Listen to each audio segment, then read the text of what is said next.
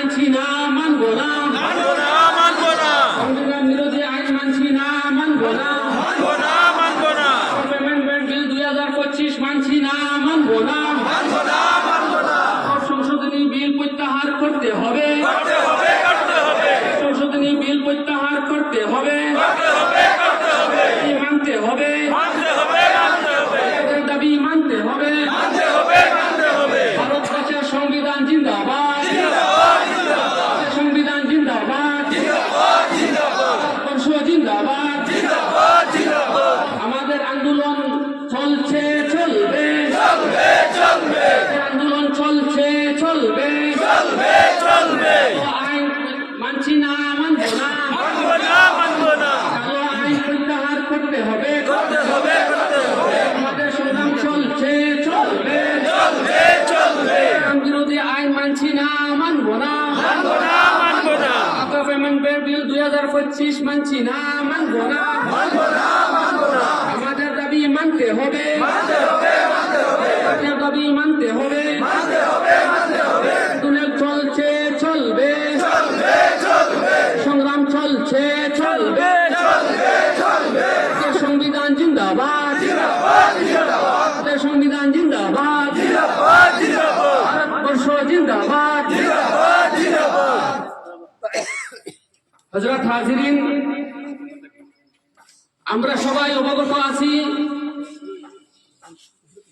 বিগত 2 এপ্রিল 2025 ইংরেজি রোজ বুধবার রাত্রি 2 ঘটিকার সময় ভারতের লোকসভায় ওয়াকফ সংশোধনীয় বিল পাশ হয়েছে। আমরা অত্যন্ত দুঃখিত এবং মর্মাহত। এই আইনটি ভারতের সংবিধানের পুরাপুরি বিরোধী এক আইন।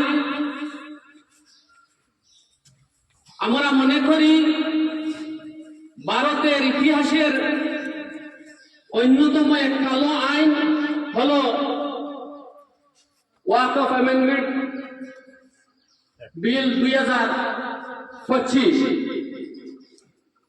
তাই আমরা সোনাপুর পাকা মসজিদ, আমসাইবাসী, মহল্লাবাসী প্রত্যেকে এই বিল প্রত্যাহার করার জন্য আমরা জোরালো দাবি জানাইতেছি। কারণ যদি এই আইন বাতিল না হয় তাহলে আমাদের অফ সম্পত্তি যেটার মধ্যে রয়েছে মসজিদ, মাদ্রাসা, কবরস্থান ইত্যাদি আমাদের হাত থেকে চলে যাবে। একদিন আমরা বিপদগামী হতে চলব।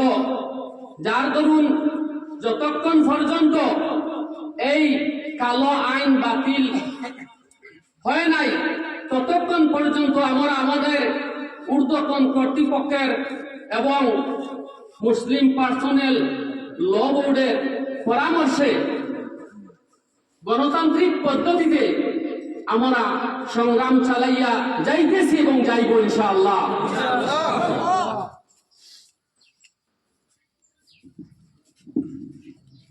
আসসালামু আলাইকুম। আমরা আজকে কেন সোনাপুর পাকা মসজিদ এলাকার মানুষ সমবেত হয়েছি 2025 ইংরেজিতে লোকসভায় সংবিধান বিরোধী ওয়াকফ অ্যামেন্ডমেন্ট বিলের প্রতিবাদ করার জন্য। আমরা আজকে এখানে প্রতিবাদ করতেছি এবং এই সংবিধান বিরোধী যে আইন এটার প্রথম ছাড়া আমরা সুপ্রিম কোর্ট থেকে পাইছি। সুপ্রিম কোর্টেও কইছে এই কথা যে এই ধরনের কোনো কিছু গভর্নমেন্টে করতে হইলে আগে গভর্নমেন্টে কোর্টও হলফনামা দিতে হয়।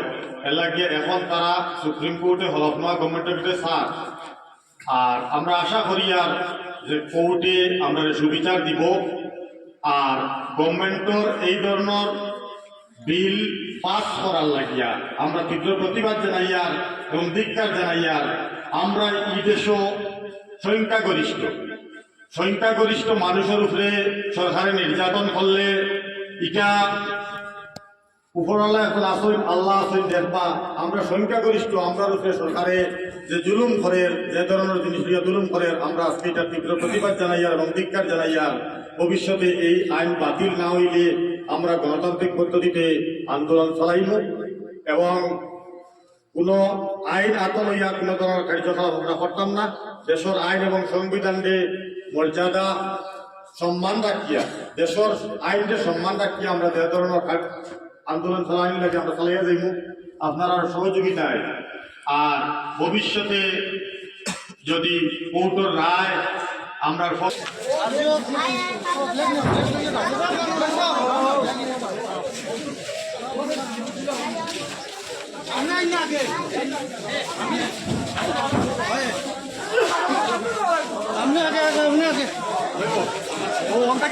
ভিডিও লাগান করবো আমরা এমনি আটিয়ে দিয়ে গেলে চলে দিব